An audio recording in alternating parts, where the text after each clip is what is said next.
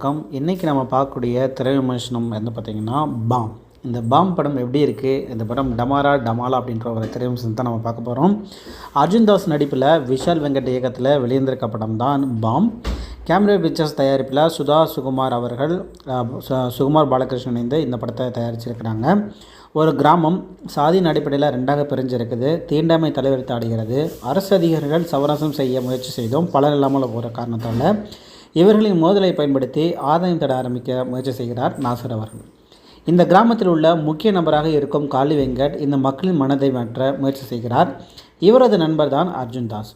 எதிர்பாராத விதமாக காளி வெங்கட் இறந்து விடுகிறார். இவரது உடலில் சில மாற்றங்கள் தென்படுவதை பார்க்கும்போது அர்ஜுன் தாஸ் நண்பர் இறக்கவில்லை என்கிறார். ஆனால் ஊர் ஏற்றுக்கொள்ளாமல் பிணத்தை எரிக்க சொல்கிறது. இந்த சூழ்நிலையில்தான் ஊரில் சிலருக்கு நல்லது நடக்கவும் ஆரம்பிக்கிறது.